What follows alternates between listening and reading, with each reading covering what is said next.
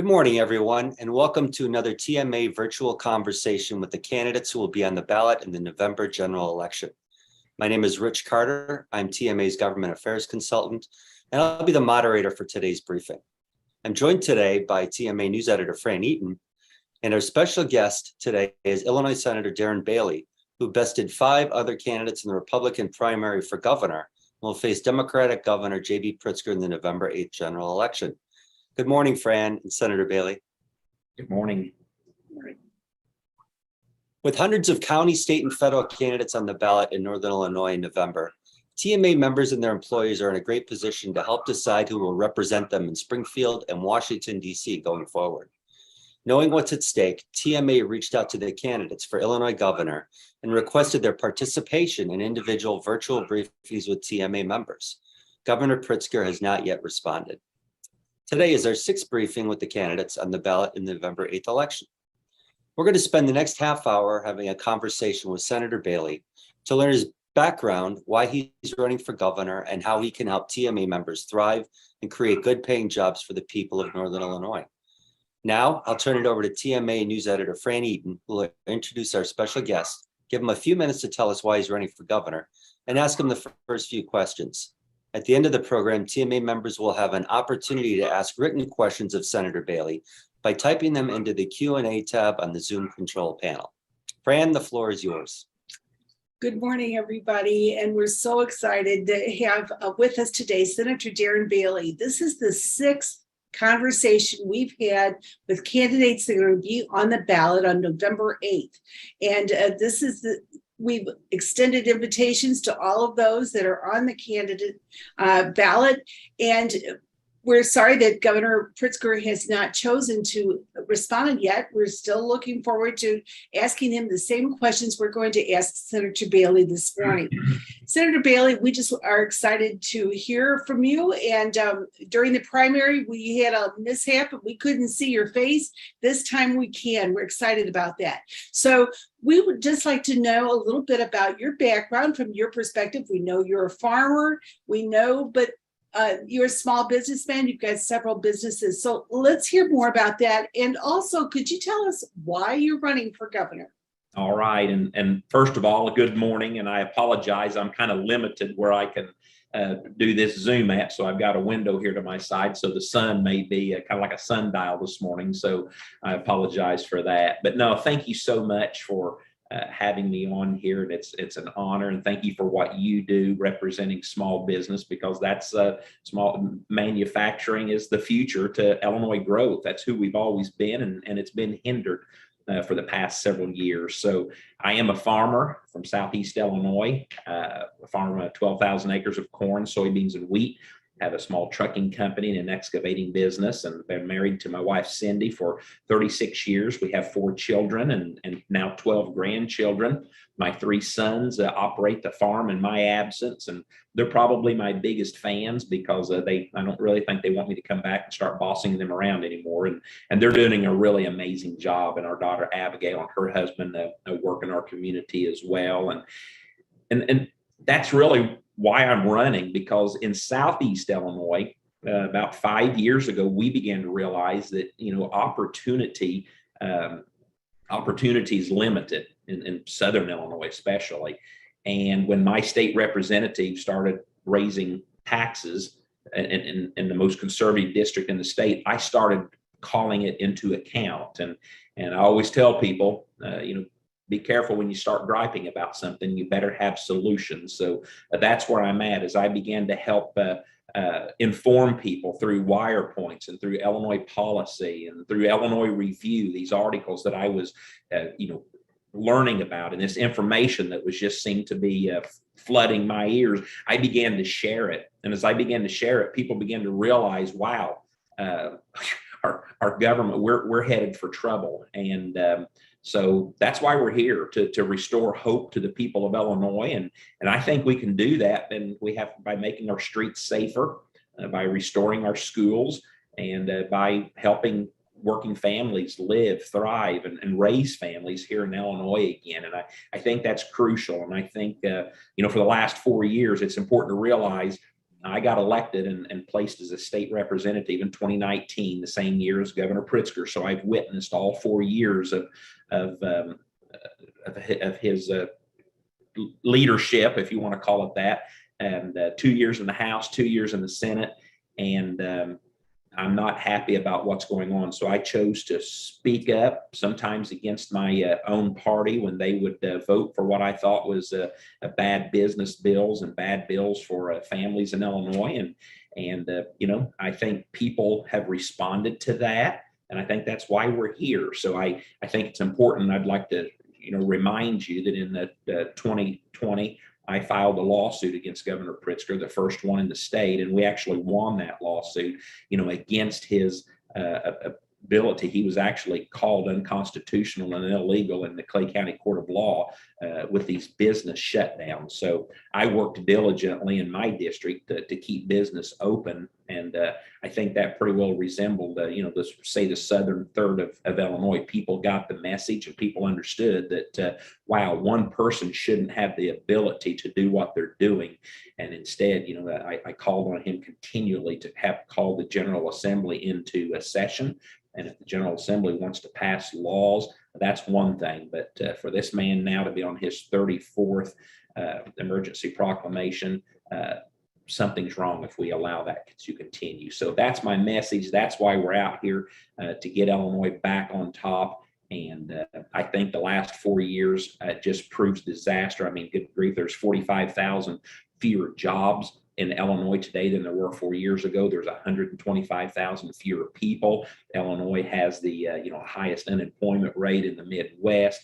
We're 41st out of 50 states in GDP growth. And I think the facts speak for themselves, and we need to do something. So I'm honored to have the opportunity to represent and lead Illinois and get us back on top where Illinois should be. Well, thanks so much. That helps us know more about you.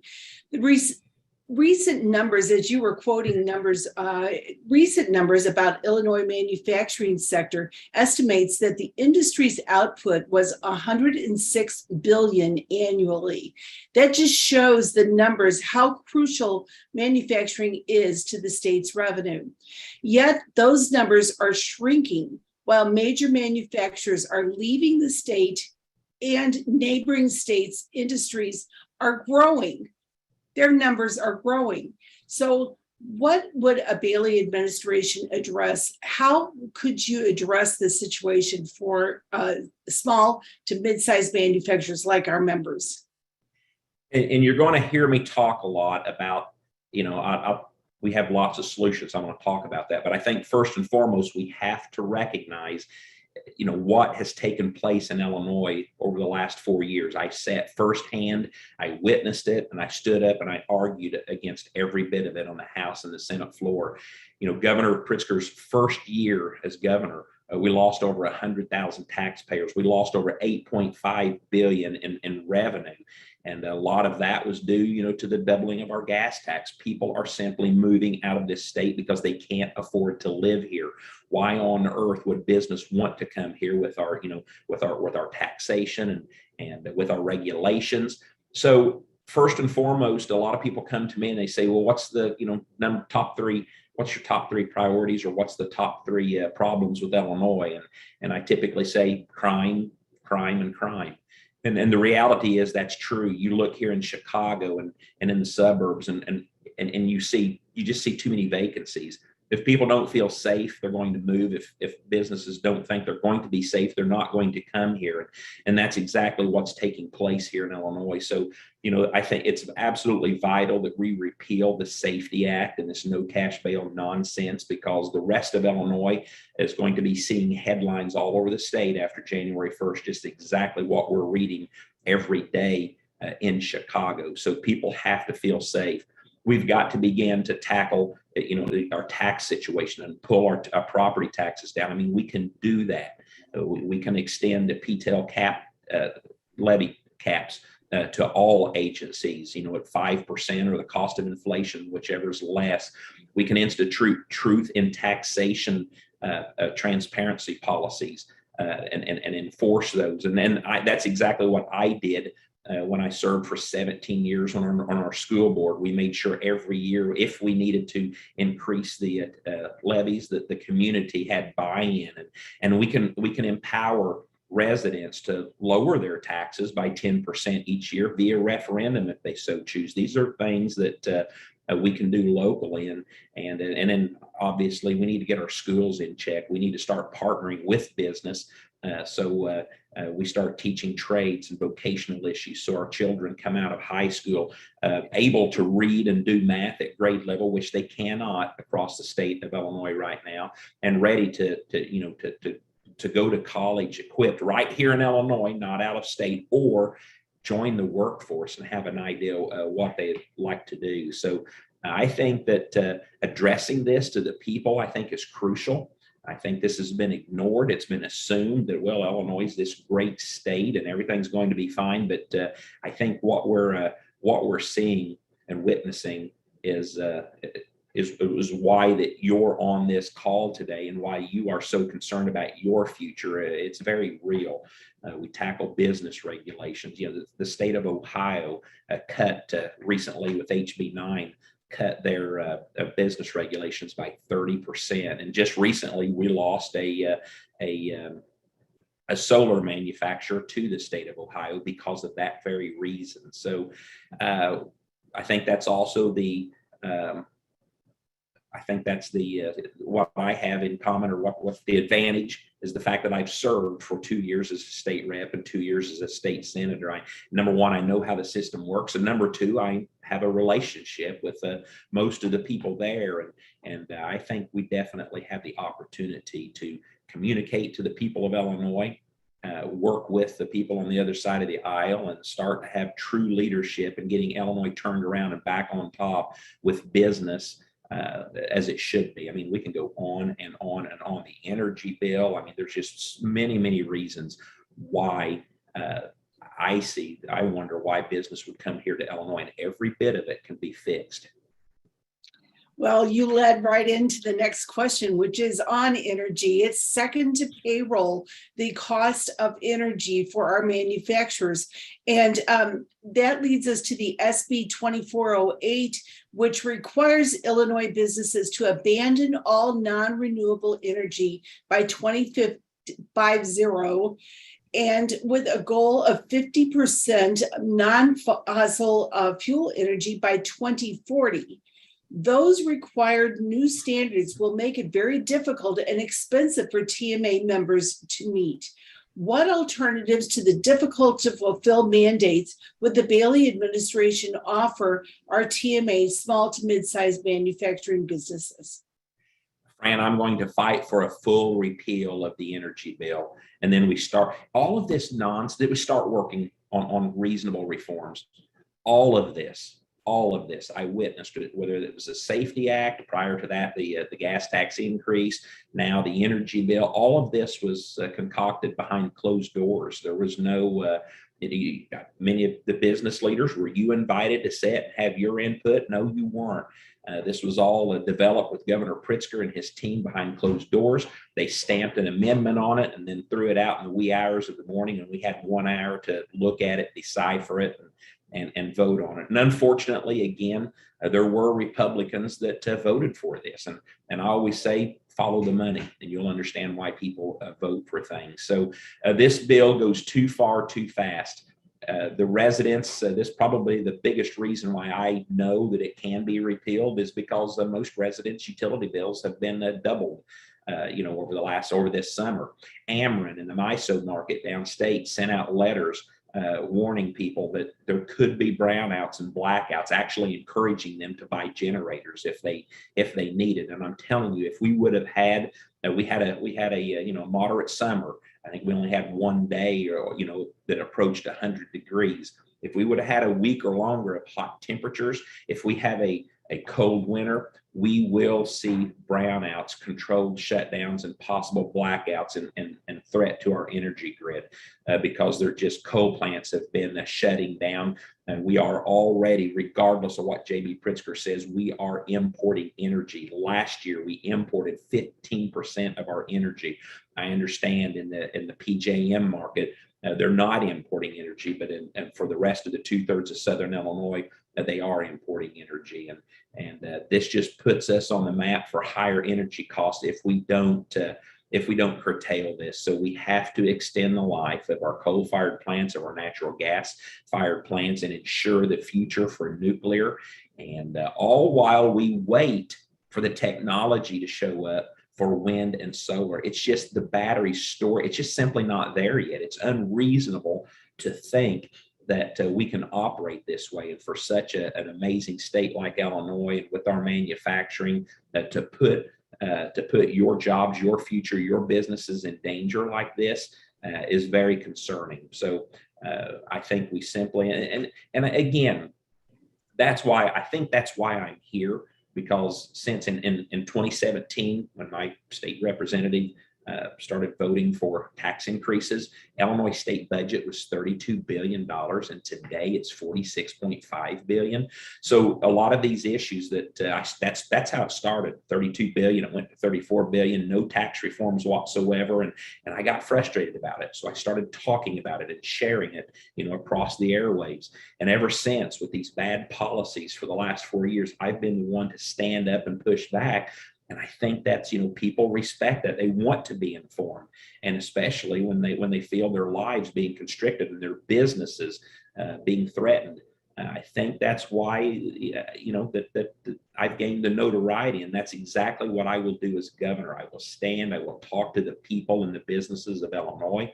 I will encourage them to develop relationships with their senators and their representatives, because when we do that, we are able to have more influence than we can. So when I stand here and tell you that we can repeal the Safety Act, that we can repeal this green energy climate bill, I know we can, because the people as a whole are feeling the consequences of this, and it just simply isn't going to work. It's bad policy, and it needs to change. Thank you.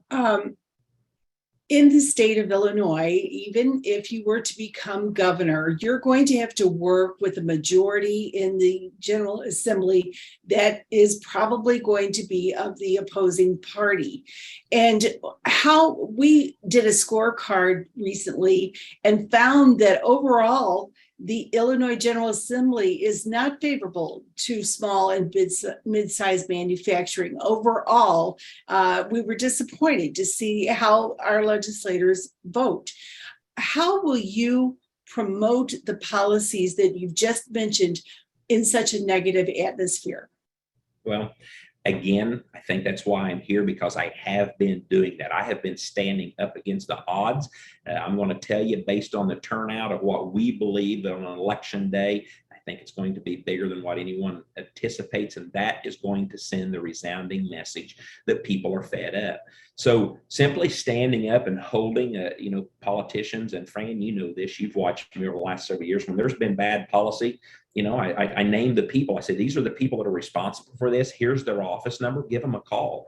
And sometimes in my own party, I've literally went this past 2 years, sat on the Senate floor, and I've had some of my colleagues say, did you share my number? Not their cell numbers, but their office numbers. Because I said, yes, I did, because your constituents need to know what's taking place here. This is a bad idea, and it works.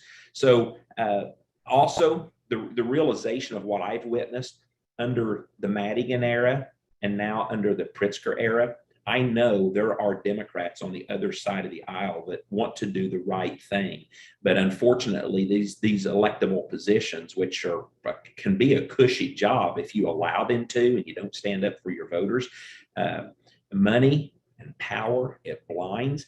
And I know that there are people on the other side of the aisle that I think they want to be freed. I think they want to do the right thing. They just need to be able to do the right thing and vote their conscience instead of how they're being told. So as a governor, I will stand and talk to the people like I do in my Facebook Lives every morning and educate and inform and empower. Let people know that you actually control this process. Your elected official doesn't. And if you feel threatened by that, then I'll help you run against them and change it, because at the end of the day, this is our problem. Illinois is being held hostage by a corrupt system that's been allowed to exist for years. And I think this is the year that we're going to be able to curtail and change that.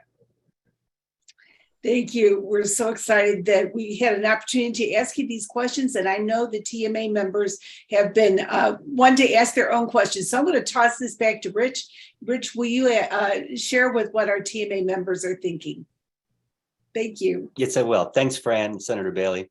As Fran mentioned, now it's time for questions and answers with TMA members. For those of you on your computers, or if you're using the mobile app, you can type your question and submit it through the Q&A tab on the Zoom control panel. I'll read the question and ask Senator Bailey to answer them. In the meantime, I will ask Senator Bailey the first question that was pre-submitted by a TMA member. The question is, on the November ballot, voters will again be asked whether or not to amend the Constitution. This amendment, known as Amendment 1, or the Workers' Rights Amendment, would establish a constitutional right for employees to collectively bargain and would effectively ban right-to-work laws in Illinois. How will you be voting on this ballot question, and why have you chosen to vote that way? Senator? I'll be voting the exact same way that I expressed on the Senate floor. We must vote no on Amendment 1. It has absolutely nothing to do with workers' rights. It's basically a special interest takeover within government unions. If you want your property taxes to increase drastically, then vote for Amendment 1. Here's the deal. It has nothing to do with typical bargaining on wages and benefits.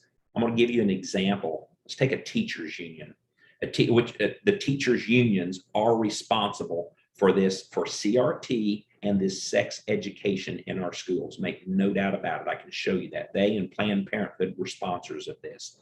So if a school rejects that, if the school board says we don't want to teach that, a teachers union can now go on strike and bargain to get that back in. A teachers union can go on strike and bargain for all the children to be vaccinated, for example.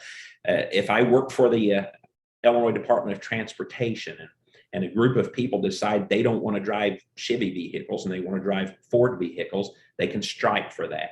It has nothing to do with wages and benefits, but yet all these special interests, and that is exactly why and how our property taxes are going to go up. Some estimations in the first year by potentially $2,300 per property tax bill, because it's going to be concerning how this will be used. So it is important that we deny this and vote no.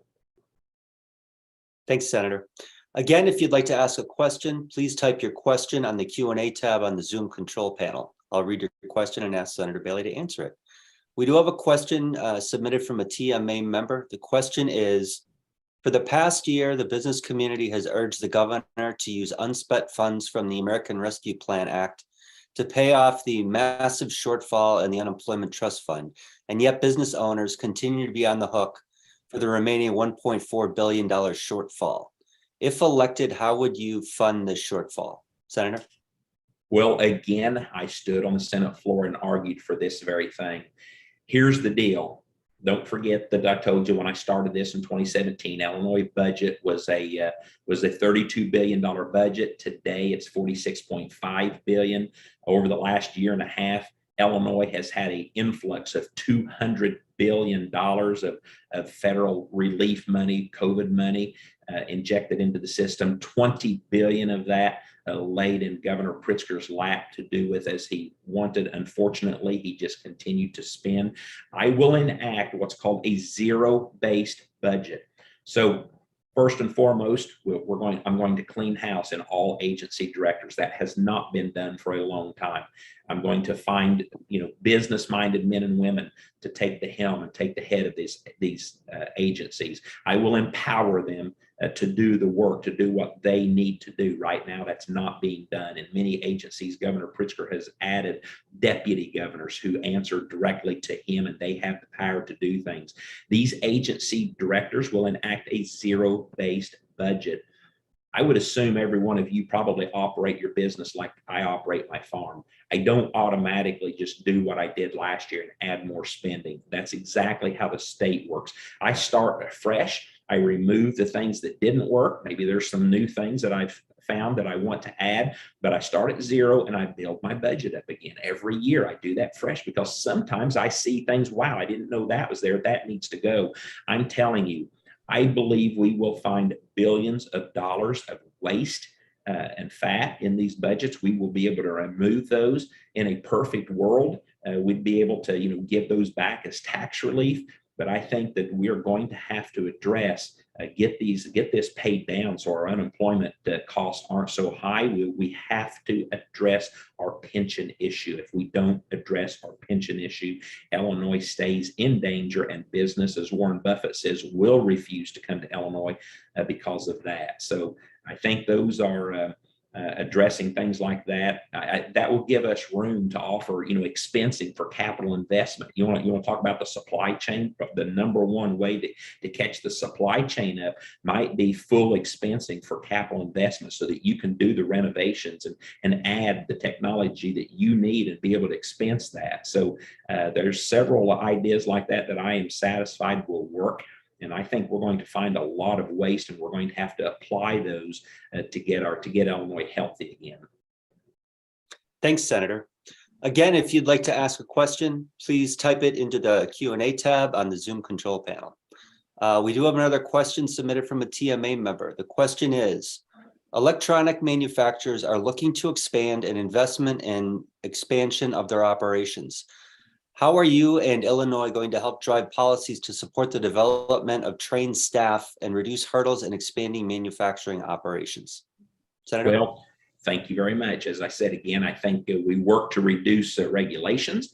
I think that this in capital investment deductions, I think, will be huge.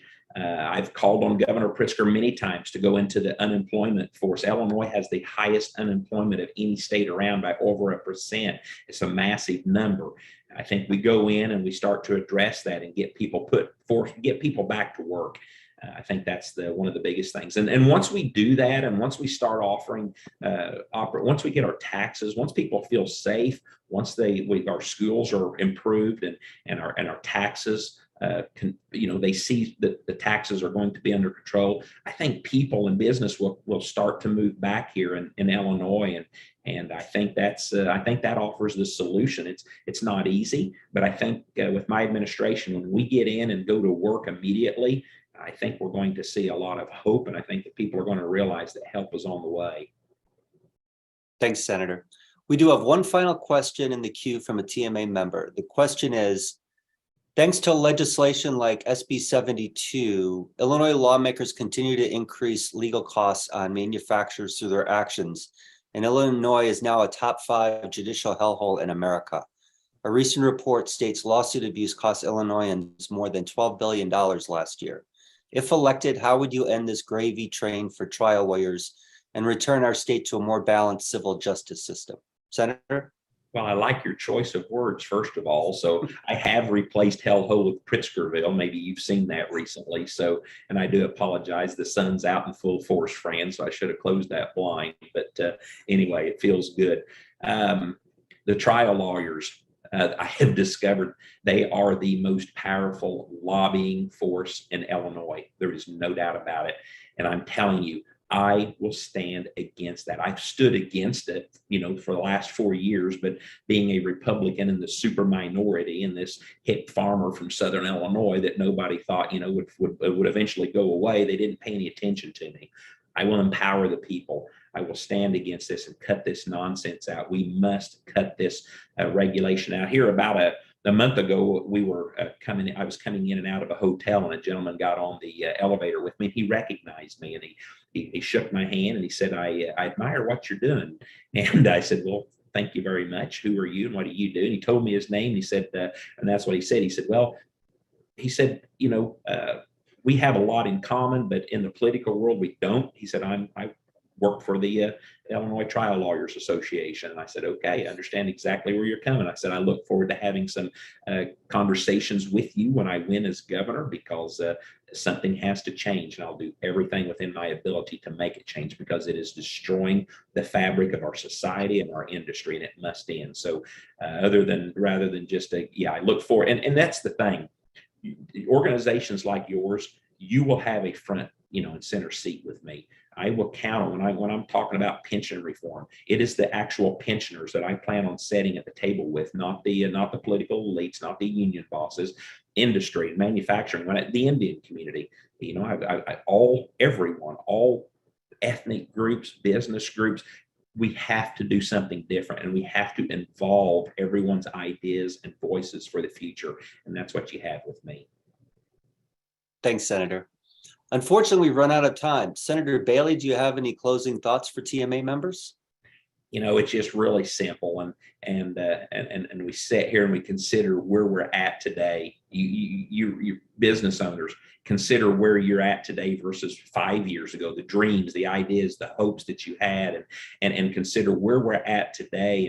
And there's not a single one of you here today that's not considering, moving to Texas or Tennessee or Florida. I can't, because I'm a farmer, and my ground is that I can't move it, but you can. And when I'm in the suburbs around Chicago, and people are buying, investing over in Indiana, 5 and 10 acre lots for future expansion. I've seen it firsthand, and there's absolutely no reason why this should be happening. So it's obvious, it's evident that we are worse off today than we were 4 years ago, and we need new leadership. And I think that's what I bring to the table, just simply common sense, hard work, business values, being a business owner, worker, and now a taxpayer myself. And I think my record proves itself that I'll speak up against this nonsense, and I'm willing to come to whomever, wherever, and bring the ideas to the table to get Illinois turned around. We can do this. Thanks, Senator. That will do it for today's virtual conversation. I want to thank Senator Darren Bailey for joining us today, along with TMA News Editor Fran Eaton for leading a terrific discussion. And of course, we want to thank all of our TMA members who took time out of their day to join us and become more educated on the candidates who will be on the November ballot. Thanks, everyone, and have a great day. Thanks, Rich. Goodbye.